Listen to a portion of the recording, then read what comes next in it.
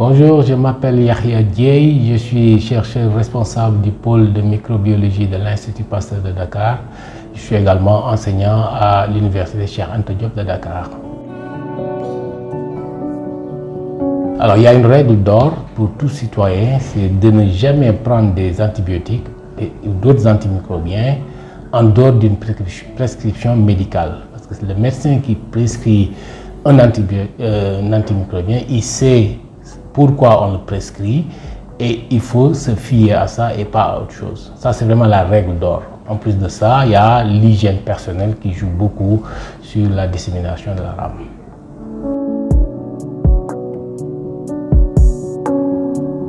L'être humain, en fait, ça c'est quelque chose de très marrant. Chez l'être humain, il y a plus de cellules microbiennes que de cellules proprement humaines. Ça veut dire que tout notre corps est bourré de bactéries.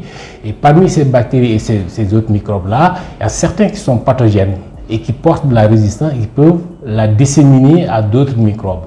Et donc, l'hygiène permet d'éviter justement cette dissémination-là et de contaminer d'autres personnes ou d'autres secteurs. Là également, l'hygiène joue beaucoup, c'est extrêmement important. Je vais donner juste un exemple pour illustrer cela. Quand quelqu'un va aux toilettes, il est absolument essentiel qu'il se lave avec un détergent, lave les mains avec un détergent. Parce que les mains, en fait, c'est un vecteur très important de microbes qui peut être disséminé partout. Et donc là, l'hygiène personnelle, l'hygiène collective est extrêmement importante dans la lutte contre la rame.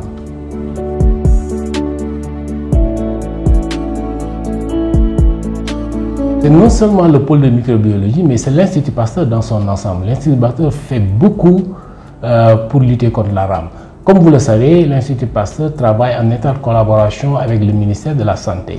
Et donc, en cas d'épidémie, l'Institut Pasteur et les chercheurs de l'Institut Pasteur sont sollicités pour aller sur le terrain, faire des prélèvements, caractériser ces prélèvements-là, isoler des microbes et voir quelles sont les résistances et de sorte à pouvoir les circonscrire. Ça, c'est des actions que l'Institut Pasteur fait très régulièrement. En plus de cela, il y a ce qu'on appelle la surveillance, qui est un peu une action préventive pour aller regarder dans différents secteurs, les animaux, les aliments, l'environnement, pour voir où sont les microbes pathogènes, quelles sont les résistances qu'ils portent, ces microbes, sachant que ces microbes-là peuvent un jour se retrouver à l'hôpital et infecter les humains.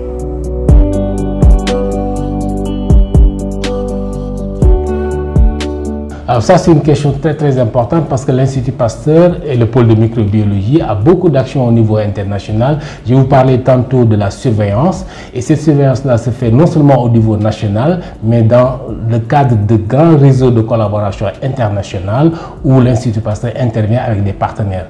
Au jour d'aujourd'hui, nous avons deux projets très importants.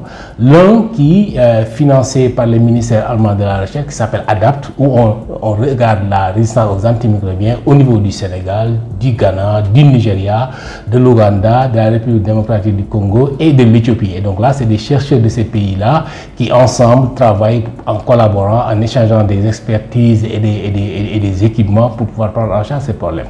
Un deuxième projet, c'est l'Institut Pasteur qui le pilote, mais là c'est au niveau de l'Afrique occidentale, qui est la région la plus touchée par la rame dans le monde. Et là, l'Institut Pasteur est en train de piloter un projet avec des chercheurs des 16 pays de l'Afrique occidentale pour pouvoir prendre en charge ce problème-là au niveau de notre sous-région.